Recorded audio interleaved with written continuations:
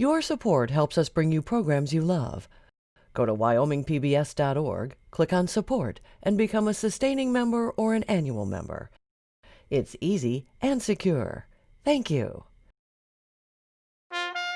With a fundamental belief that Wyoming must live within its means, Governor Mark Gordon sits down for a special one-on-one interview with Capital Outlook. With new revenues contentious, Governor Gordon discusses his supplemental budget and how he plans to work with the legislative branch to cut and manage budget shortfalls that are still projected to be in the hundreds of millions of dollars. Capital Outlook starts now.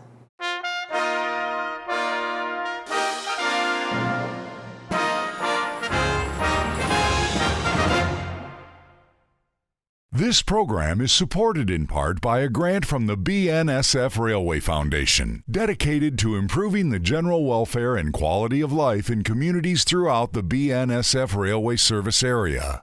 Proud to support Wyoming PBS.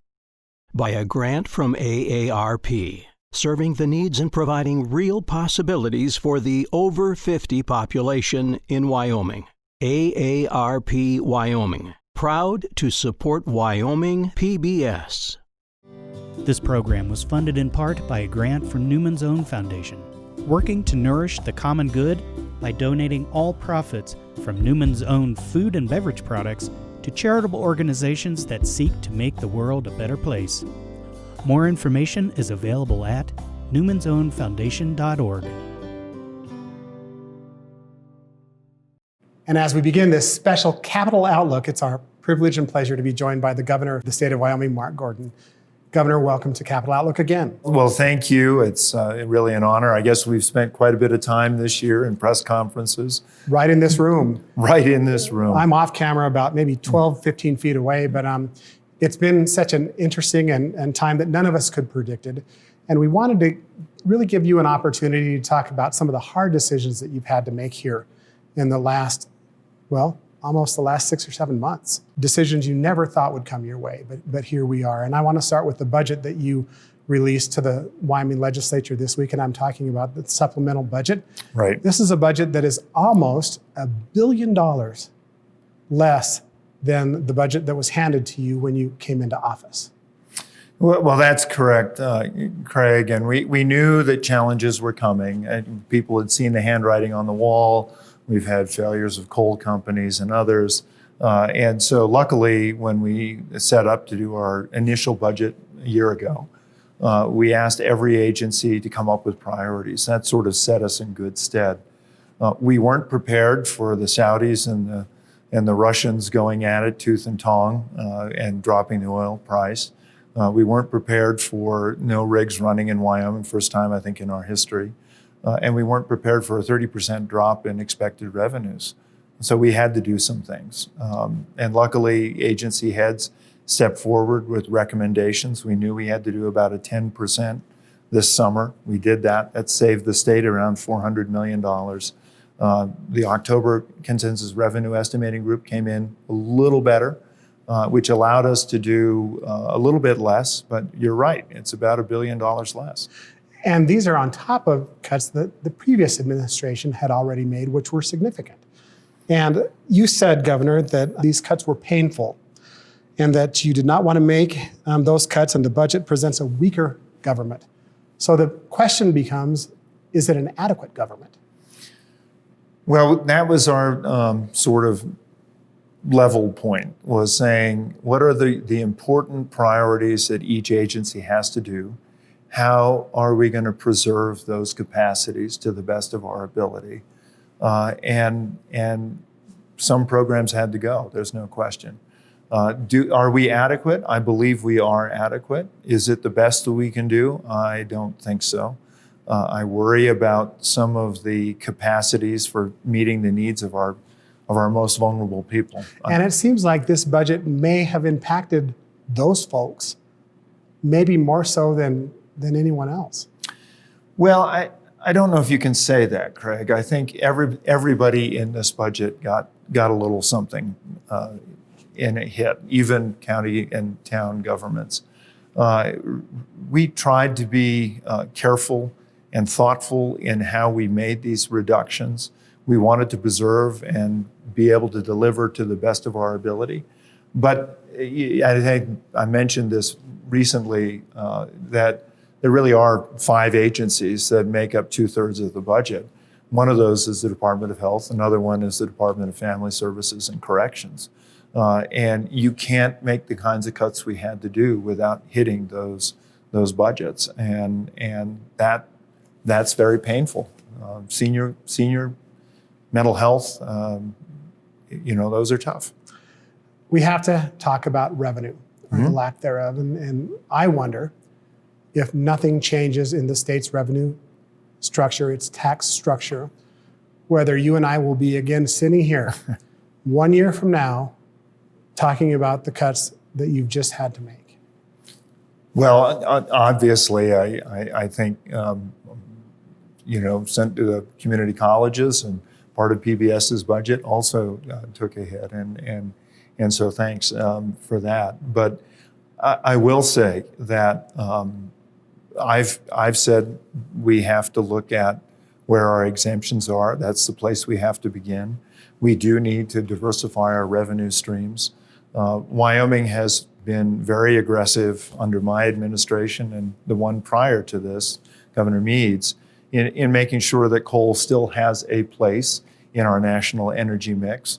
I've pushed it a little bit further to talk about coal being an essential part of the climate solution, and that's because we know with carbon capture and sequestration, we actually can be carbon negative. You can't do that with renewables. We love renewables, that's great, but we have to have a total energy picture. And so we've been very aggressive on that. We haven't given up on any of those revenue streams, and we've done everything we can to make sure those businesses stay viable. But there is no question that Wyoming is going to have to figure out a way to diversify its revenue stream. We want to make sure that we encourage new businesses to come to the state, advanced manufacturing. Governor Mead had his legacy program, the Endow program, that identified a lot of programs that should come our way. We've tried to follow up with that. The difference that I've tried to put in our economic development is that we're not looking for that giant thing coming from somewhere else that's going to pay all our taxes. That usually comes with a big bill to start with from the state coffers. But really to build the right kind of entrepreneurial climate that allows lots of little businesses to grow. As I want to drill down a little more on the revenue need. In the general fund, do you believe today as we speak that the state needs more revenue, or are the services that government is providing with your budget sustainable over time? General fund only. We're going to talk about education here in a little while. Sure. So general fund only, we presented a balanced budget. It is a precarious balanced budget. It's precarious because we just don't know what's going to happen. We're in the middle of a pandemic. Economic activity is really pretty tenuous. We know the stock market's done well. I'm happy that the work I did as treasurer and that Treasurer Meyer is continuing to do is going to stand the state in good stead. But I can't say that the position we see ourselves in today, or that the October Craig is entirely accurate. Hopefully it's a little better. That's what I'm hoping for. But we've cautiously anticipated what might happen if we have even further reductions in those revenues. And I do think we've got to look at our exemptions. I do think that we've got to make sure that we're getting paid the taxes that we're owed. Those are the places where we start. I've made sure in this budget that the legislature understands where the cuts have come from, what programs are being impacted, and what the implications are in terms of sustainability going forward. Is it your role to advocate, for instance, to get rid of exemptions? Is it your role to advocate for new revenues? I think the governor's role is constitutionally, my job is to present a balanced budget. And I've done that. I think the concern about what we talk about with revenue, to be very direct about it, Craig, I think we need to look at our entire tax system. We need to be able to build a tax system that isn't as dependent on one revenue source. which is commodity driven. And I'm in cattle business myself. I know good prices and bad prices. That's what we've had, boom and bust cycle. We need to look at that whole system and find a sustainable tax program that we can project into the future. My timeline is, I think it's urgent. I mentioned at the beginning of this year that I was putting forth a budget which was cautious, conservative, but that it really did talk about a glide path, the ability to sort of address these revenue issues that we had. That's the purview of the legislature, not ducking that, but they're the ones that really talk about that. And I urge them to take that up. My budget is really not designed just to get us to next year. It is designed as the first step to get to a sustainable future with a predictable tax structure. That's good for business. That's good for the people who live here. And that's where we really need to go. You watched the recent elections, and you saw where arguably the Wyoming legislature perhaps is more conservative in the aspect that many signed a no tax pledge and got elected. The legislature will have a role in educating, and I hesitate to use that word, new legislators. What's your role in communicating the state's need to folks that are just coming to Cheyenne that maybe have said, I signed the dotted line, I'm not raising taxes, Governor, I'm sorry. Sure, and it's nice that you have turnover in the legislature. It's nice to have new faces. I think any legislator coming here is going to take a little time to learn. And I think a lot of times pledges are signed. I was talking to a former, actually he's still a legislator, but he said, I remember signing one of those. And then I got here and I understood. Now, nobody likes taxes. Nobody wants to raise taxes. But I understand now much more what the needs are. So we haven't talked about education yet. You presented a balanced budget for the general fund. Nobody today can argue that we're balanced on the education side. So, Governor, you can't, and you articulated this in your press conference, that you have little control over the education budget, but you can guide direction. Have you had conversations with the school recalibration committee relative to how education might be looked at in the future in Wyoming? I have, and I think there's quite a lot to that discussion. There are a series of court cases that guide sort of that discussion. I'm sure most people in Wyoming are familiar with the Campbell cases that some interpret meaning that you've got to fund education regardless. There are also Washakie decisions that guide a little bit about how that education should be delivered. But the real challenge at this point for the state's budget, and I think for education, is that its spend rate at this point is backstopped by the Legislative Stabilization Reserve account, which is also backstopping the Hathaway, which is also backstopping any number of lending programs. So for instance, the federal government decides they're going to go into sequester, which they did a few years ago. That holds back highway construction dollars. Well, our construction season is really in the summer. If you aren't getting those federal dollars, we borrow from ourselves to be able to get started, and then we recoup later on. So that's in the Legislative Stabilization Reserve account. School construction also backstopped by that. So there's a lot of piglets on the Legislative Stabilization Reserve account, and there's no way to slow down that spend rate until there isn't enough money left, literally, until there's no money or not enough to really meet the needs. And then the superintendent can step in and prorate whatever happens at the end. That's not a particularly thoughtful way to fund education in a sustainable fashion going forward. So we're going to have to look at that. There is some talk about the basket of goods, that core element of what is a Wyoming student going to learn. I think that's good conversation. There's some talk about what we do with school districts. I've recommended that we go to 25 districts, basically each tribe and each county. That's nibbling around the edges, gets rid of some administrative costs. And I do think administrators are great. I'm not saying that they aren't. I'm just saying that maybe there's some efficiencies to be gained there. But we've got a bigger discussion that we're going to have to deal with. And one of those is the Hathaway Success Scholarship. That is such a driving force for education in the state of Wyoming that we almost have to look at it at the same time. Representative Nicholas, who is the chairman of the Joint Appropriations Committee and also involved in school recalibration, has said, at least on the House side, their education bill is going to have a revenue component in it. Are you ready to say that you'll support that revenue component? Well, I'd have to see it, Craig. A lot of people will say, what do you think about this bill or that bill? And I really have to see what we get before I'm going to say I'm really going to support it or not. But I will tell you what I'm not particularly interested in doing.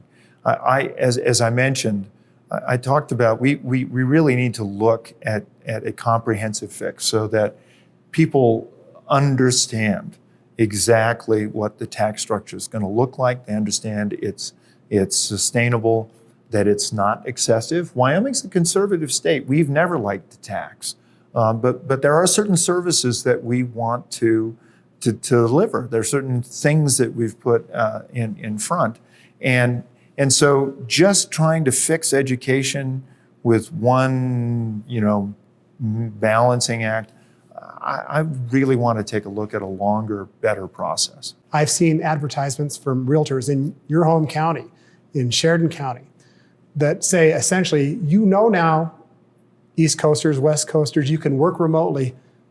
Come to Wyoming where taxes are low. Buy your place, go to work. And now all of a sudden these people are voters and don't have a history here of supporting our schools and supporting our communities. Does that concern you? Well, I think it's important that people invest in the communities they want to live in. There are many people who want to come to Wyoming. They love what it has to offer. They love the outdoors. They love the proximity. And they are engaged in their communities, and they want to make them better. Their kids go to school, and they are part of the community. Those are Wyoming citizens that are carrying their own weight. There are others who may just want to come here as a tax haven, have no interest in being buried here, have no interest in really Wyoming other than its tax friendly status. I'd like to engage those people more in a conversation about where this state goes, what it does to be able to preserve that kind of low tax structure going forward. But it does require some participation. I want to move on to COVID, Governor. You're well aware, and you talked about this last Friday, that Wyoming has the fourth highest number of daily new coronavirus cases per capita over the past 7 days, along with sharply rising hospitalizations here in the state. In your reflection, has your strategy been successful in the way that you dealt with COVID here in Wyoming? I don't know, Craig, if anybody's strategy has been particularly successful. Really, around the nation, everyone is sort of struggling with the same rise. I do think that if you look back early in the spring, and we have no interest in going back to shutdown orders or anything like that, but if you look back early in the spring where there was a predicted sort of, flatten the curve conversation, a predicted rise, we saw that rise coming. We got out ahead of it. It was proved not to be such a big deal. We got into the summer with really remarkable statistics. I was very proud of the fact that Wyoming was one of the 3 most open states, and yet we had one of the lowest rates of not only death, but of infection. And that all seemed good. I guess I always wondered whether the kettle was sort of simmering. And along came September. I think a lot of people thought, and I've heard this, I just talked to Kiwanis recently, and they were saying, I didn't think it was a big deal. We did so well this summer, and then suddenly I know this person who's been sick and that person. So we now see those cases rising.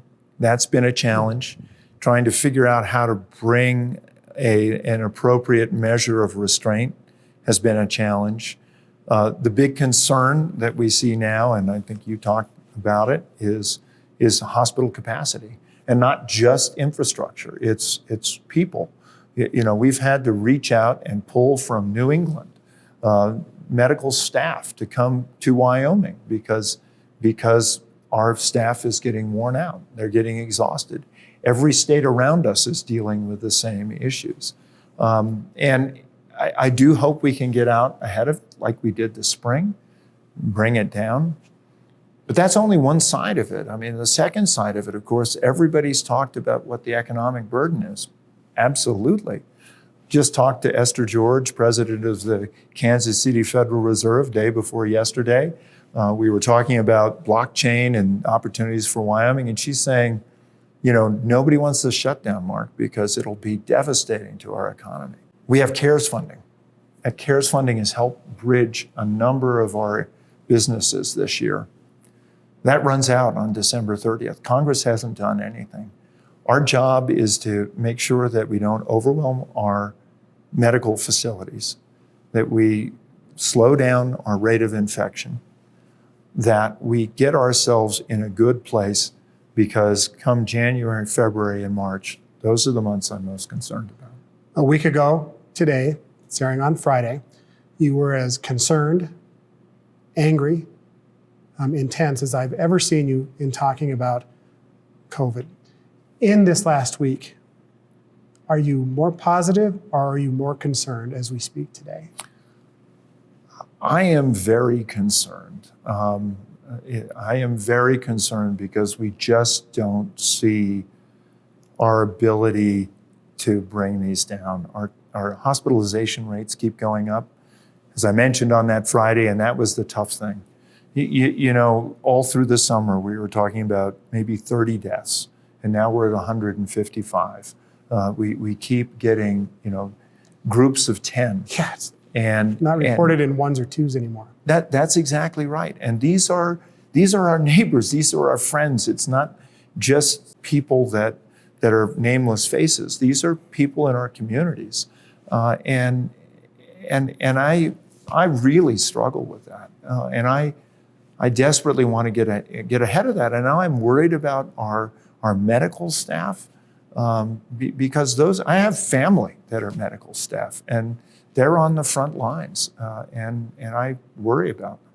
Before we turn the page on COVID, Wyoming was granted $1.25 billion in CARES Act funding. Mm-hmm. And some are concerned that it can't all be spent before the end of the year.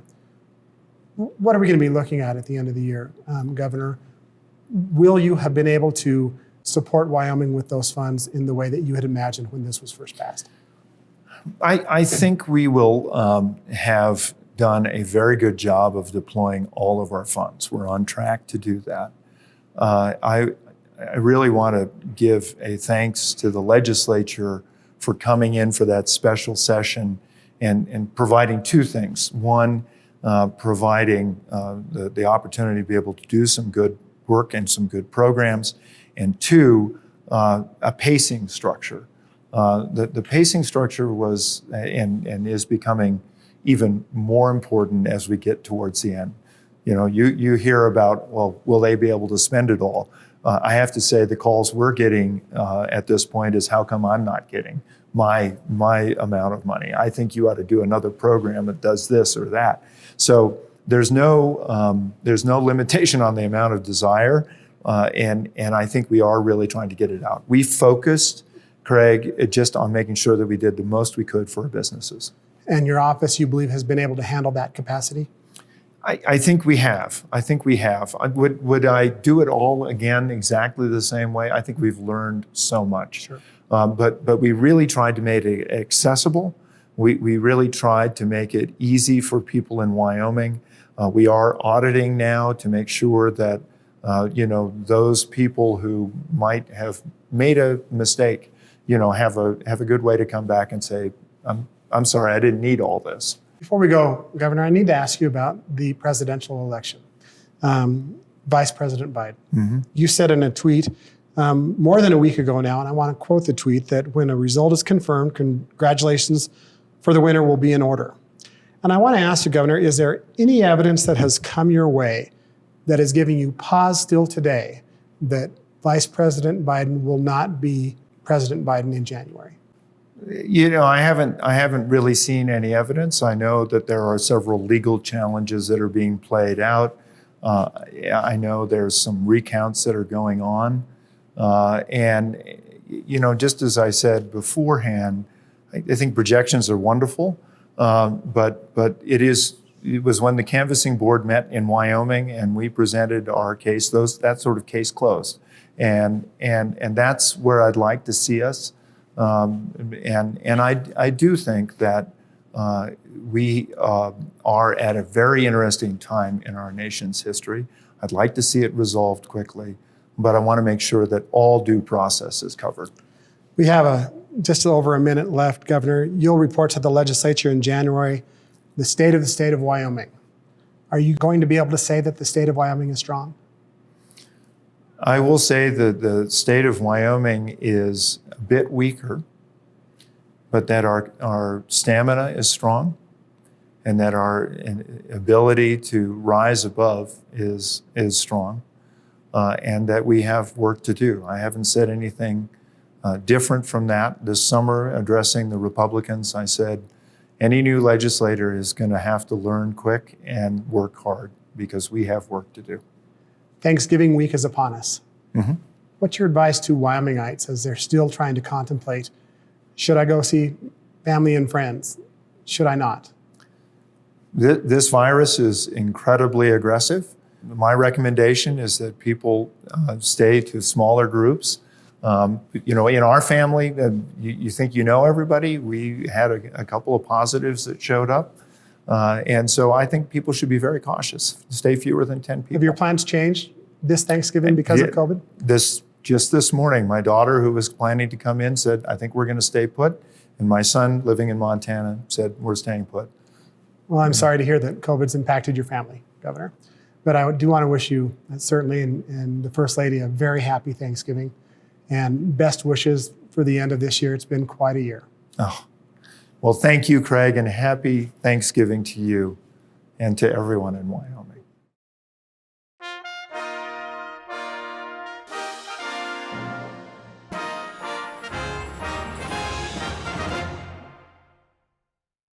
This program is supported in part by a grant from the BNSF Railway Foundation, dedicated to improving the general welfare and quality of life in communities throughout the BNSF Railway service area. Proud to support Wyoming PBS. By a grant from AARP, serving the needs and providing real possibilities for the over 50 population in Wyoming. AARP Wyoming. Proud to support Wyoming PBS.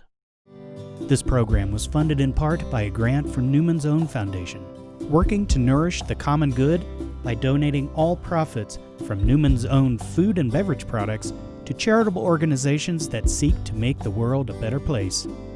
More information is available at newmansownfoundation.org.